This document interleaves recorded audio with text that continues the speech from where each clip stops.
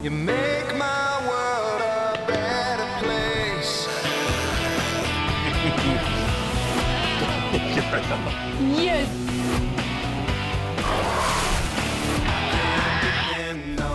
We'll get you walking again soon. That's good. I can depend on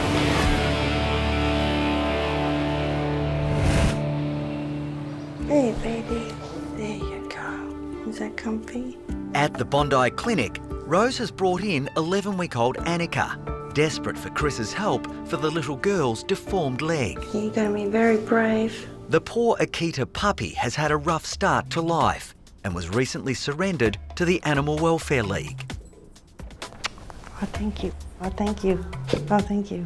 When I first saw Anika, I saw that leg and was kind of a little bit overwhelmed. I really hope that it's not causing her any pain. That's the main thing that I'm concerned about, really her quality of life. And I'm really hoping that Dr. Chris can get to the bottom of it.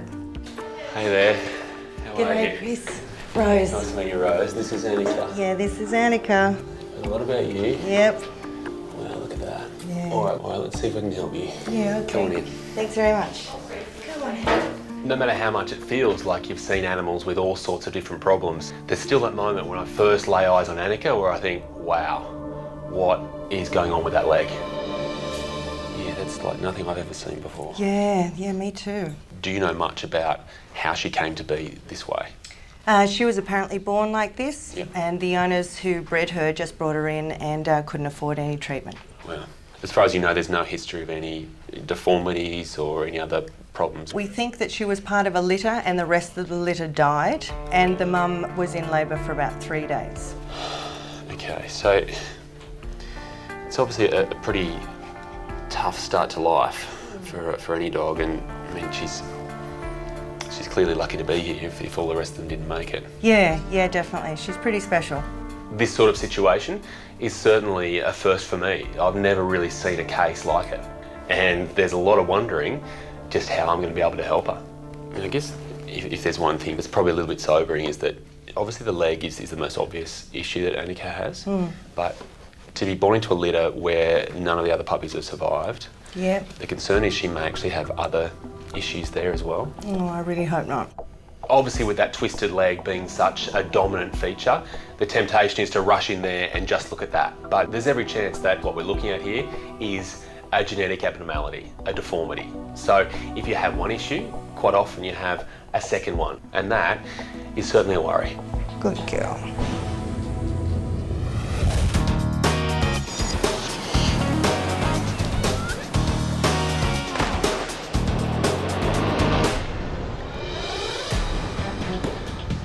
At the Bondi Referral Hospital SASH, distressed owners Graham and Leonie have brought in their much-loved Siamese cat Bo after a shocking accident at home.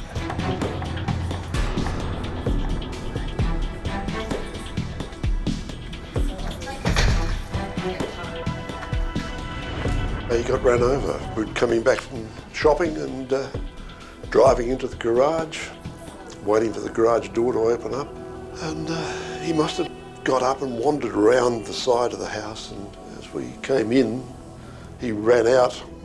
I didn't see him. He just went under the back wheel. Just felt this bump and then this yowl from when we got out of the car, and there he was.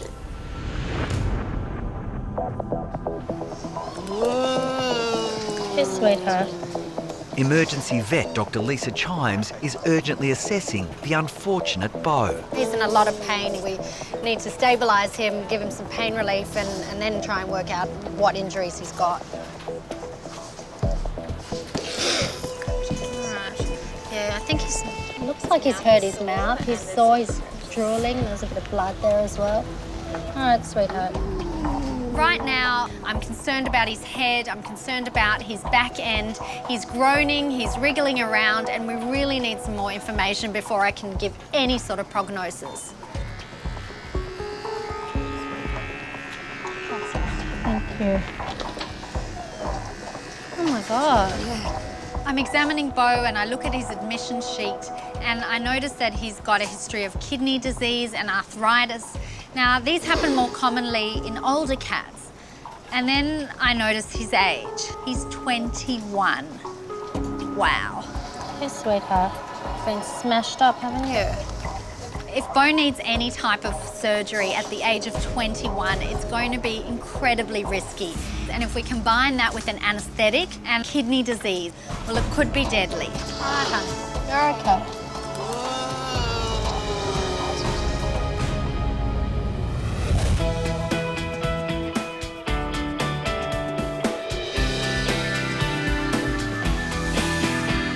Hello.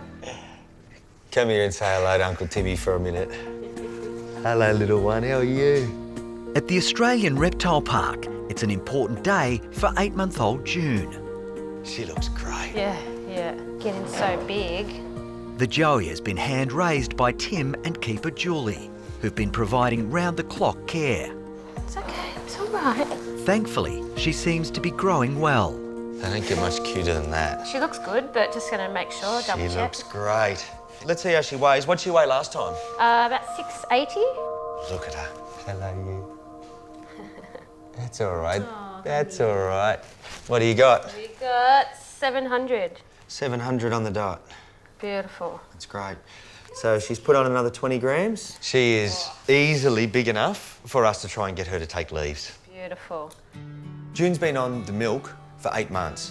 Now is a time naturally when she would start eating solid food, eucalyptus. But something that's very interesting with koalas is that they're not born with the digestive enzyme to be able to process eucalyptus. It's toxic to them, just as it would be to us. So what are you gonna do? So we need to get pap, poo, from another female that has a joey that we can feed to June. And that'll give her the enzymes to be able to digest what would otherwise be toxic eucalyptus. Yeah, true.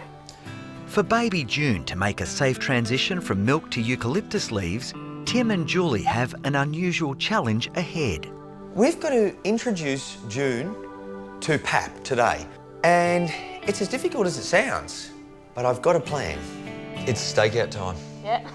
We're gonna sit it out. We need fresh poo from a female. There's a few down there with young. We'll sit under their perches and maybe rattle their leaves, try and get them to eat, wake up and poo.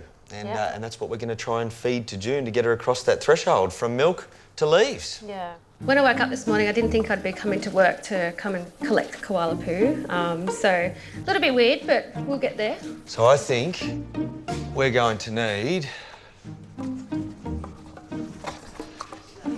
some containers. Yep. Some gloves. Yeah, a good idea. Let's bring June. Yeah. And let's go down and get some pap. Beautiful. Come on, you can come for a little excursion outside. The risk if we can't get June to eat pap, and we can't make that happen, is that she can't eat eucalyptus, and that compromises her likelihood of surviving. We have to get this pap into her.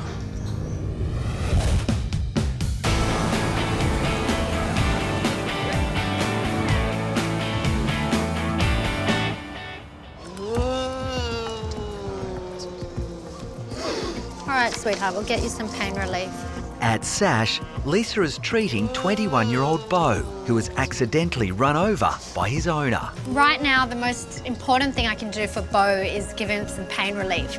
To think that he's had car wheels roll over him, he has got to be in an incredible amount of pain. And all I can do right now is try and manage the shock and keep him calm, and hopefully he'll settle down. All right, sweetheart, here's some pain relief. There you go. Does that feel better? As soon as I give Bo the pain relief, you can see he just relaxes and the instant relief on his face. His heart rate coming down was about 220. Oh, it skips better. Okay. Yeah. Because Bo is so old and suffering from kidney disease, Lisa needs to be cautious before running any tests to determine his injuries. The best thing we can do for him is give him a little break and try and protect his kidneys as much as we can, and then run those tests when he's more stable. With Bo now looking less distressed, Lisa wants to reassure his worried owners. For me, it's so important that Graham and his wife see Bo right now. Their last memory of him was howling after he'd been run over. And I think when they see him more relaxed, more comfortable, settled in the cage, they will feel a lot better. So here he is having a nice sleep. He's got some good pain relief on board. He's a lot happier. This is what we want him to do the whole night. Yeah. Just sleep, rest, we'll give him pain relief, and then tomorrow, if he's stable, we'll go ahead and we'll do the anaesthetic x-rays, try and work out what injuries he's got. As soon as we know anything, we'll give you a call. Okay. It's going to be a long and anxious night for Graham and Leonie. He's been around the family for 21 years. He's not the brightest of cats. He had a personality. Just hope he's not in pain, that's all.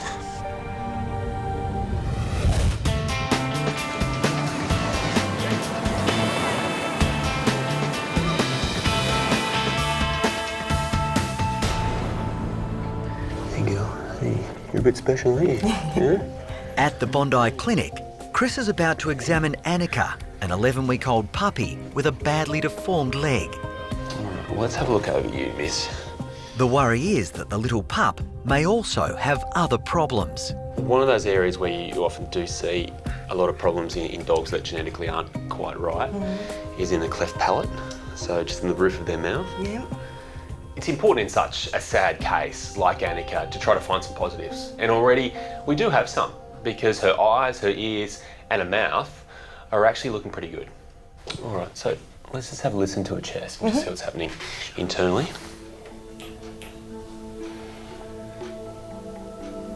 All right, so look, the heart actually sounds pretty good. Oh, good. Great. Yeah, I mean, the beats are quite clear. They're quite strong, and her lung sounds are also very clear.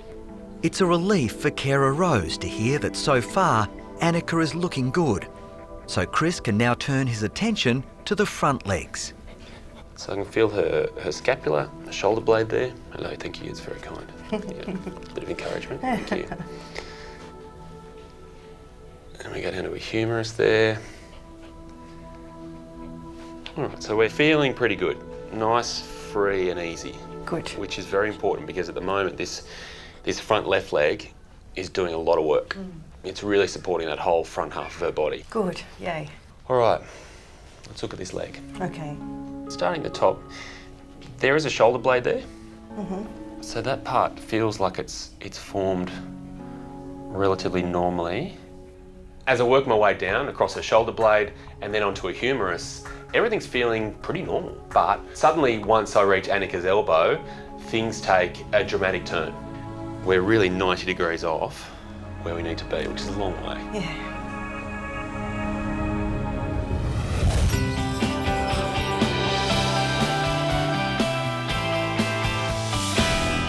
Here we go. Okay, so we've got a few mamas here and a few mamas there. Tim and keeper Julie are about to embark on one of the Australian Reptile Park's strangest jobs.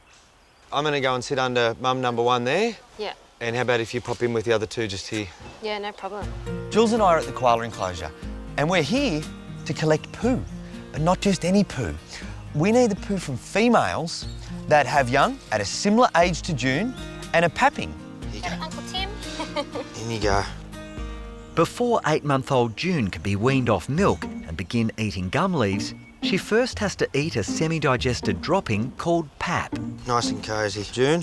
This is the only way the hand-reared koala's gut can get the enzymes it needs to be able to digest eucalyptus leaves. Leave a little head out for a minute. Cute. Hello. This is difficult.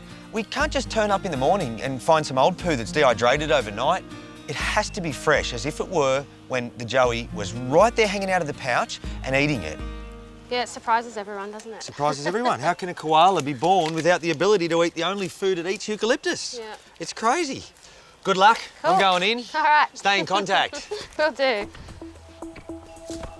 We've identified the females that have the right size joeys, and now we're waiting for them to go to the toilet.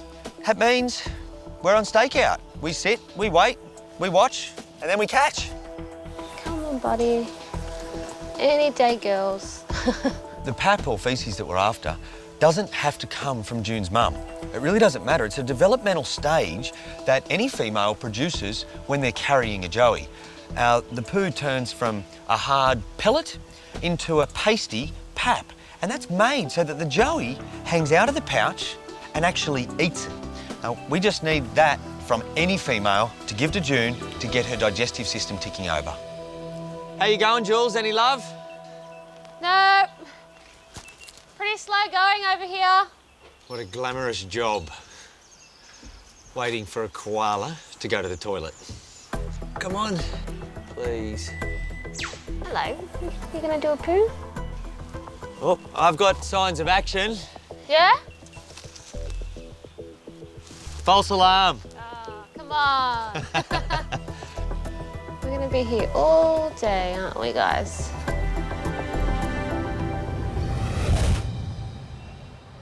So yeah, it feels like everything from the shoulder joint down isn't how it should be. Okay. At the Bondi Clinic, Chris is examining little Anika's severely deformed front leg. We get to there, and that's kind of where we stop. One of the front leg's main jobs is to be able to reach forward and allow a step to take place. But in the case of this leg, the range of motion just isn't good enough. So with those toes pointing so far back, they're never going to support the weight in the position they're in. Right. And there's no clear definition of her individual toes. Yeah, right. So we know she's got feeling in the upper part of the leg because she doesn't like it when I push it forward. Right. But I'm very keen to see if she's got feeling in her toes. Okay. Because that'll tell us whether we have a nerve running all the way down to the bottom of this leg. Oh, right. I'm squeezing really hard there. There's nothing there, is there? Yep, she's not responding. Suddenly, we arrive at what might be the most dramatic finding yet. Anika has no feeling in that paw. If she can't feel in that leg, it really limits what we can do with it. And obviously, I'm, at the moment, just trying to think of every single possibility we can come to and arrive at to give her the best possible life, because that's what it's all about with her. She's a puppy. She should be tearing around playing. She should be having the time of her life. But for her, short little bursts are even too much. Anika's a gorgeous puppy. Just the thought of her being in pain or being exhausted means her quality of life is compromised, and I can't watch a dog going through that. There's just nothing more heartbreaking, and I'm choking up just at the thought of it because it's really, really sad. So, yeah, I mean, it's kind of, I guess, the living proof of why she does need something to be done. Yeah, that's really heartbreaking. I just want her to be okay. Yeah.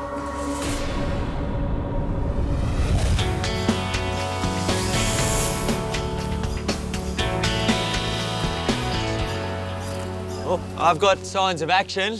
Yeah? False alarm. Oh, come on. At the Australian Reptile Park, Tim and keeper Julie are on a stakeout. You're meant to be keeping your eyes on the mums. They're trying to collect a special form of koala faeces called pap. Time is a real factor here. The females only produce pap at a particular point throughout their joey's development. If we miss that window, June can't move from milk onto solid foods. It's critical that we get it. I'm sorry, Mama, I know it's not glamorous, but it's just something I've got to do. Someone's got to go sooner or later because they're very active. Yeah. Come on.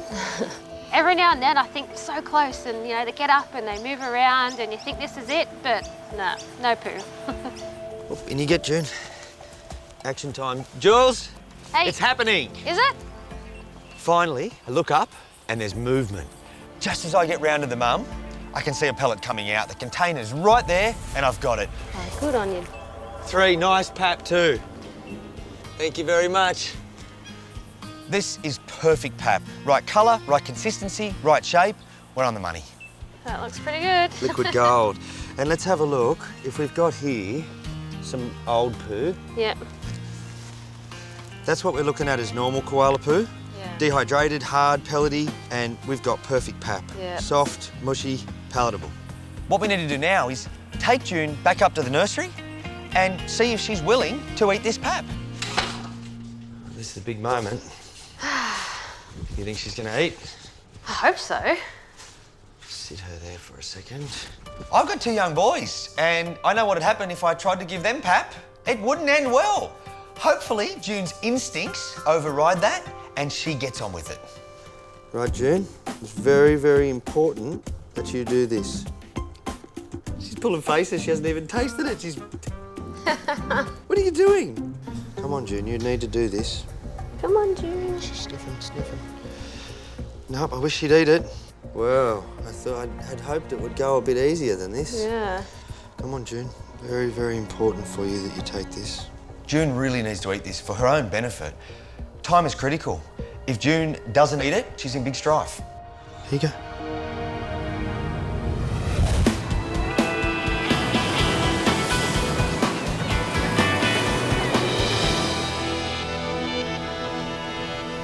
All right, so what I'll do, could I get you to stand just here with her? And then I'm going to stand up this end. And hopefully when I call her, she'll come running towards me because I want to see how those legs of hers move. All right. At the Bondi Clinic, Chris is continuing his examination of 11-week-old Anika and her badly deformed front leg. You can do it. Rose has brought Anika to me in the hope of me providing her with a good quality of life, a positive outlook. But I can't do that unless I know exactly how she's walking right now.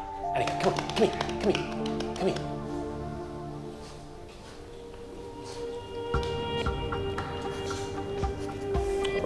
Good effort. Watching dogs with 3 functional legs walk is always an amazing thing to see. But in Anika's case, she does something that's quite surprising. So, it's obviously not easy for her. Each of those steps is an effort, but she is still in the learning stage. Yep. Can we do it one more time? Sure. Because there's something that I noticed there that I want to look at more closely. Come on, baby. I keep on reminding myself of the fact that Anika's 7 kilos now. She could be 40 kilos one day. Go to place. Come here. Go to place. And the way she walks right now, I don't believe is sustainable. If you look closely, at the same time that this leg goes forward, this leg here, in trying to do what it wants to do and actually walk, actually pulls back. Right. When it does that, it does something to the way she walks. It actually throws her off balance. Poor thing, that must be hard. Yeah. When walking on 3 legs is hard enough, having this leg do that to her is an even bigger issue for her. It's gonna be impossible. It's gonna make it really hard. The best thing now is to take an x-ray. Okay. Now, an x-ray is going to tell us exactly what's happening structurally with this leg. Righto. We now know more about what's happening functionally, but once we know what's happening internally with the bones, then we then have all the information we need to make a judgment call on what we can do for that leg. Okay. Every single step here is revealing more and more about how Anika lives her life. But if she's going to live a happy life long term, we need a solution. And that solution ultimately revolves around what's happening on the inside of this leg. So are you okay if I take her through for an x-ray now? Yeah, for sure. And then I'll let you know exactly what we find. Yeah, baby, be brave. You be brave. Let's go. All right, thank you. Thank you. I'll see you soon. Bye. See you, Annie.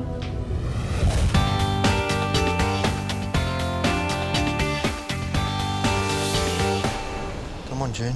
Very, very important for you that you take this. At the Australian Reptile Park, Tim and keeper Julie are desperately trying to get little koala June to eat pap.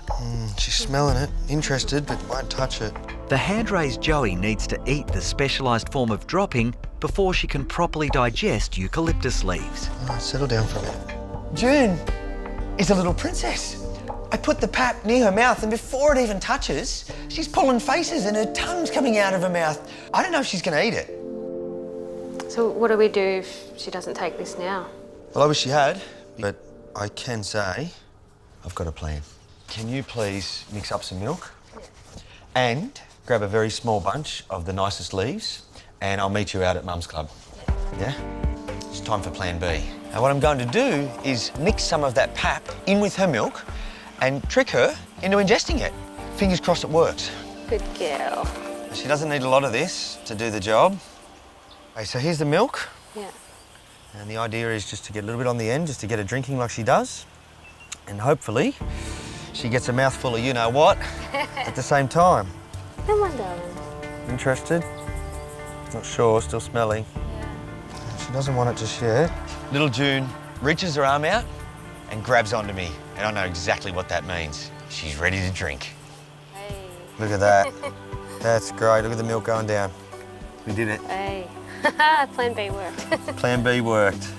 It's an instant relief. A big weight is lifted because now she can do what all little koalas do, eat eucalyptus. Look at her go. What a champion. It's so hard not to pat her and go, good girl. Yeah. But Don't let want her it to drink, stir let her drink.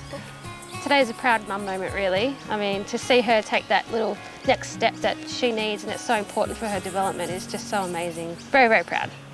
Yeah, and it's not important how much milk gets in. The fact is that she's got half a pellet of pap in here with this. Yeah. And that's all the goodness she needs. Done. Look at her little milk beard. What a relief and a great success.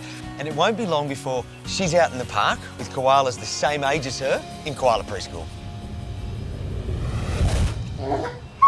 It's all right. Come on, sweetheart. It's okay. It's okay. There we go. Yep. At the Bondi Clinic, Chris needs an X-ray of little Anika's front leg. X-ray. The 11-week-old Akita puppy was born with a horrible deformity that's affecting her quality of life. Wow. Can't say I've ever seen an X-ray like this before. This forearm here, which is, you know, the equivalent of this on me, that should be about twice the length. And it's just not really going to its full distance. And these toes here, it's just essentially a little bag of bones. And looking at this X-ray really confirms that what we're looking at here is a deformity. There are a lot of different ways to interpret this result here. For me, it is a good thing. What we're seeing here is confirmation of what we've been essentially proving over the last few hours. So to me now, it's clear how we provide Anika with a bright future, how we can actually give her the rest of her life pain-free and full of happiness. There is only one answer. Hey, Rose. All right. So, to me, the easiest way to open up a future is quite simply to get rid of that leg. Okay. Fair enough. Yeah. Yeah, I guess if that's what you think is going to be the right thing, that's all I want. Yeah. There's no way of saving the leg. I think that's the thing to remember here. There's no way of putting sensation into a leg that has none. Yeah. There's no way of rebuilding a leg when the bones actually aren't there in the first place. Fair enough. And so that's where the challenge is. And the positive outlook here is the fact that she'll do brilliantly without this leg holding her back. Yeah, it's really kind of overwhelming at the moment, but I know that this is the right thing and I've just got to stay strong for her. Right. Okay, thank you so much. Thank you. No worries. Thank you very much. Bye, Annie. You'll be a good girl. See you soon. Thank you.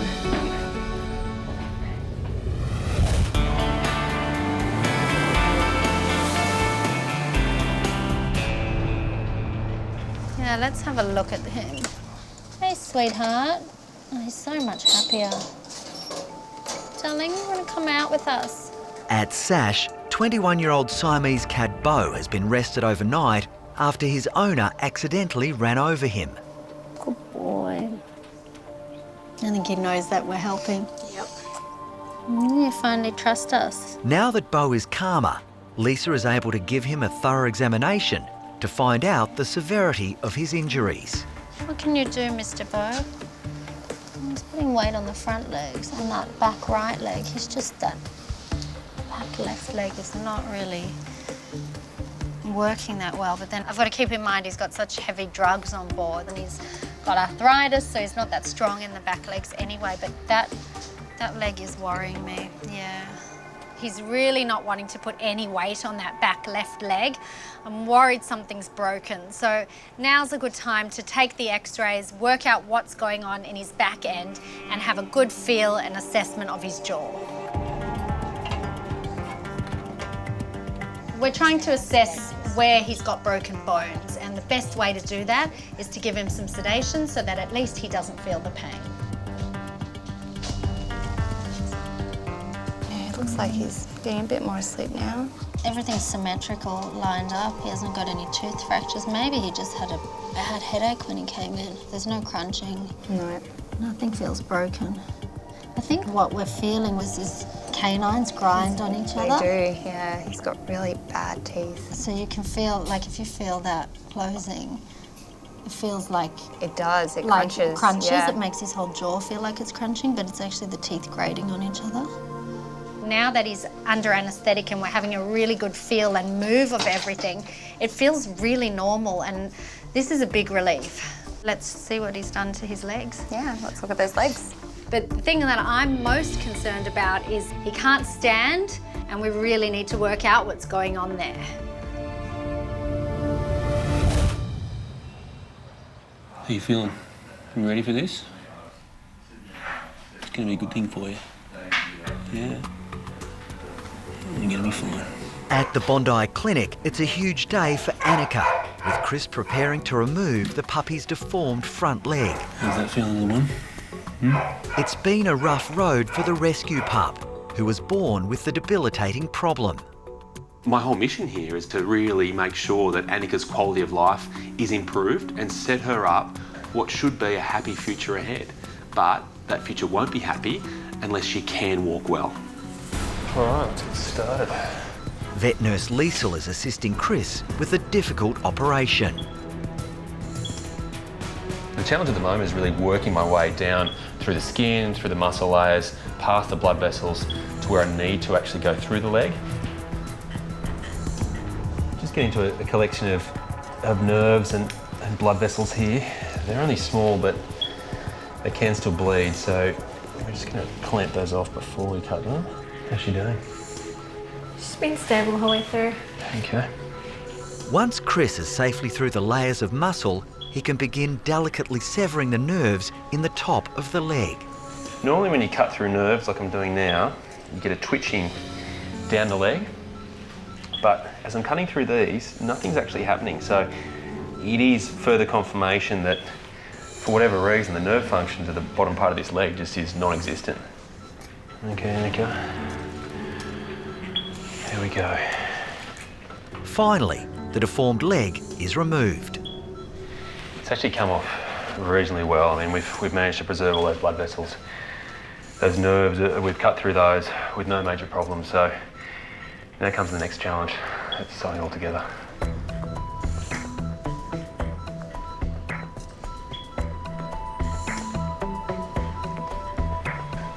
There you go, one suture to go.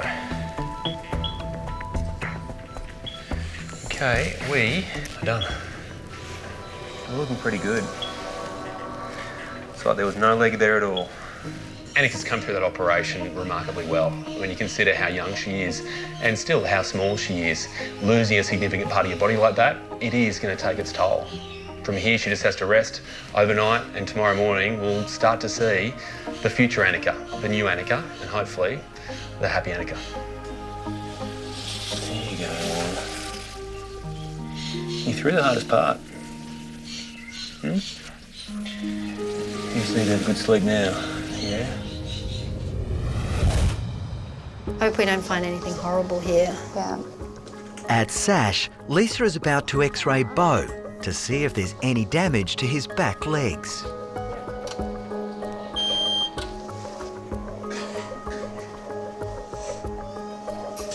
He's smashed that left side of his pelvis, yeah.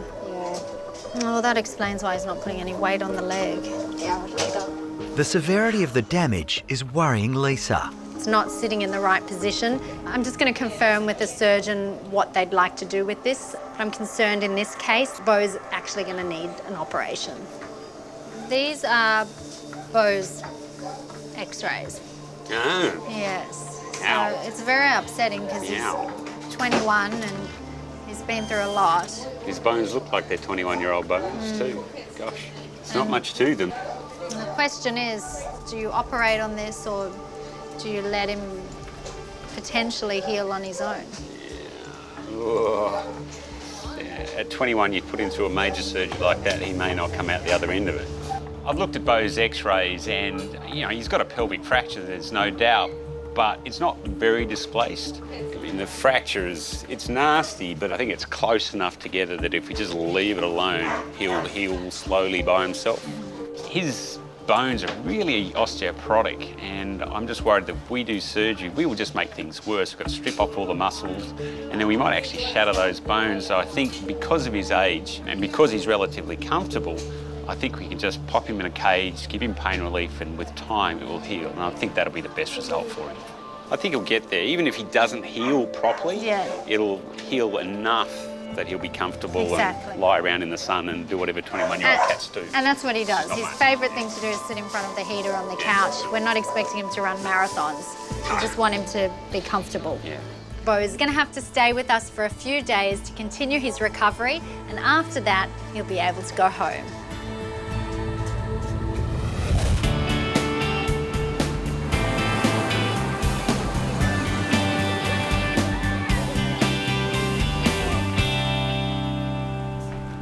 Yes. Hello again. Look at you, huh?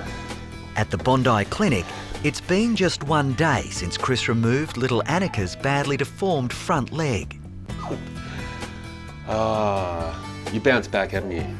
The 11-week-old rescue pup is recovering remarkably well and is already wreaking havoc. This just says it all, doesn't it? This? Yeah? And this, right? Yeah, it's been quite the night. Anika recovered quite quickly to the point where she was licking her suture line and then decided to chew her own drip out, which is why she's now wearing the kind of shame. Good girl. Here we go. We get to see now, don't we? Yeah? And look in the eyes and say, why did you do it? Because you can get away with it, that's why you did it. All right, let's have a look at this wound. She's looking pretty good. We're not overly sore either, which is nice. I mean, it's going to be sensitive. So far, so good. I mean, she's bounced back remarkably well, and importantly, the area where we took the leg off looks healthy. All right, good progress. Although you and your tongue already knew that, didn't they? Every indication from Anika this morning is she's ready to go, but we need to see how this body performs. Anika, come here. Anika, come here. Come here, come here. Come here, come here. Oh, yes. Look at you go. This is the first time I've seen Anika run. Call her again. Anika, come here. Come here, Papa. Come here, sweetie. Oh, you're so good. You look at her face and it is full of delight. Suddenly, there's now so much to be excited about for Anika. And I know Rose is going to be desperate to see this. Are you ready for your moment? Yeah? Let's do it. Hey, Rose. Yes. Come out here. Okay.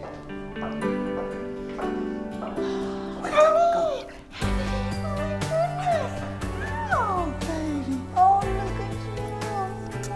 I missed you. Look at this. Wow, I know. I haven't seen that tail move for a while. Seeing her run, there's just no words. My heart's just bursting. I was expecting to see her, look like she was in some kind of pain, but true Anika form, she's fantastic. She's such a trooper. So she's in pretty good shape. Yeah. And the wound looks good. It'll certainly flatten out and really improve it. Righto. All right, well, there's only one thing left to do. Thank you so much. And over to you. Okay. All right. All the best. Thank you so much. Very special to her. Thank you. Thank you for everything. No problem. That's unreal. All right. All right. We'll keep you posted. Please do. Thank you. I feel like I've got to know Anika so well, so quickly. And it's sad to see her go, but that sadness is really mixed with optimism because that personality of hers will go a long way with the right family. And I'm sure she'll find it. Let's go find you a home, huh? Good girl. Let's go.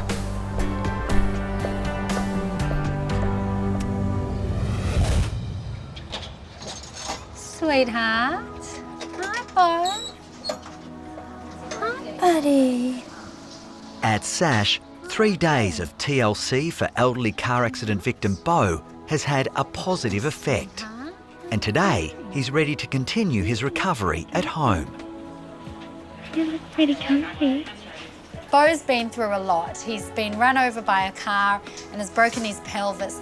We've actually decided not to do surgery on him because he's an old cat. We don't want to put him through such a big operation.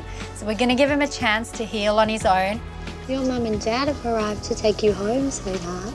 That's where you should be, on the couch. You've got a lot of rest to do, my friend. Bo's relieved owners, Graham and Leonie, are keen to get their special boy back home.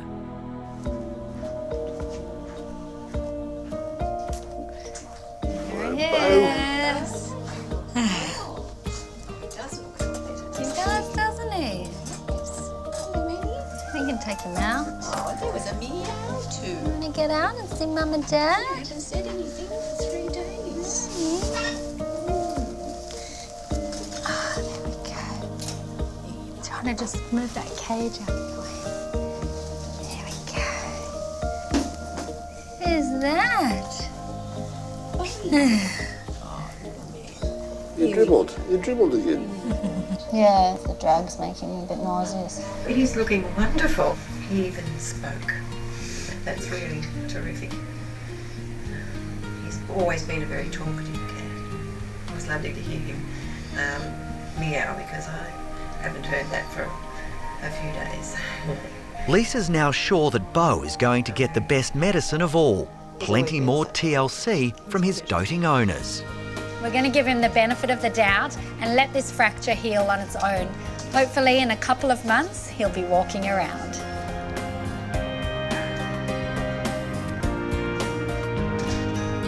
Hi, I'm Dr. Danny Dusek from Bondi Vet. If you love our show and want to see more, plus some amazing content about pets and how to care for them, hit the subscribe button. Click that little notification bell and we'll see you on our next video.